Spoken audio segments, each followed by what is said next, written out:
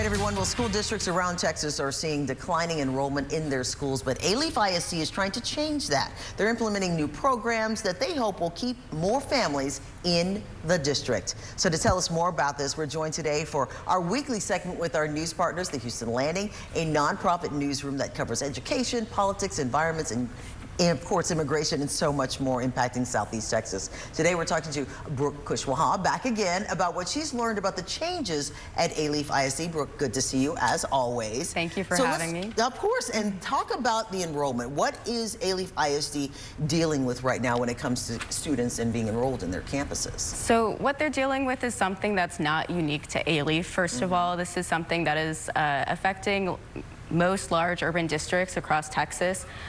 Over the past 10 years, largely due to increased competition from charter schools, Alief has lost about 18% of its total student enrollment. That's 8,000 students. That's a lot.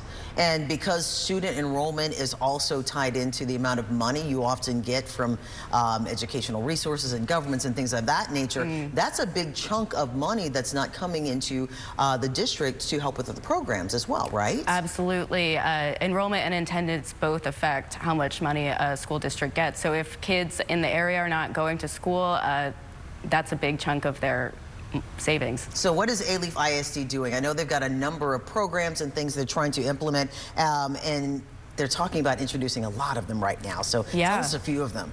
Yeah, so it's pretty exciting. I got to tour two of the new redesigned campuses that they're debuting. It's 2 STEM schools, 1 elementary and 1 middle school, and 3 performing arts academies. That's pretty interesting, which means that they're going to have a lot more dance programs and things of that nature, which a lot of times, not often, young people get a chance to participate unless they're going to a specific visual arts or performing arts school, right? Yeah, so that's the idea, is that Alief Superintendent Dr. Anthony Mays was telling me that in talks with parents, a lot of parents were taking their kids out of the district for these opportunities, paying money to have after-school dance classes, and he wanted to change that. He implemented a new dance program at Reese Elementary, which will soon be Reese Performing and Visual Arts Academy.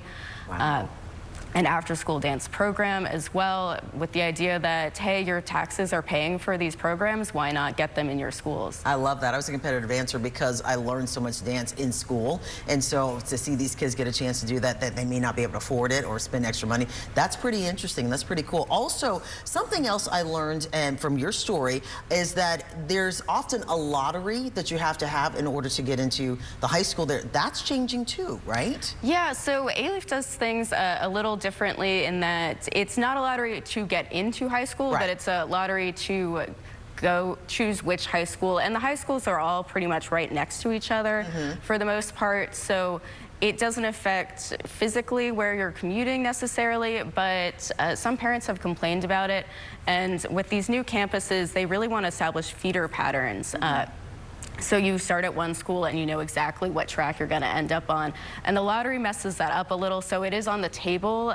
They're teasing possibly reversing it, but nothing's set in stone. Okay, so but you can get, of course, more information on our website, but on your website, because the story's already come out, but it's going to be in the newsletter again today, right? Yes, 10 a.m. For sure, and you can go to HoustonLanding.org to get that information. But great job, as always bringing us important information impacting our community, and we really do appreciate it. Go to our website as well, CW39.com. We're going to have a direct link to her story for you so you can get more information on all of the stories happening with Houston Landing. Thank you so much, Brooke, as always, for being here, and we'll be right back.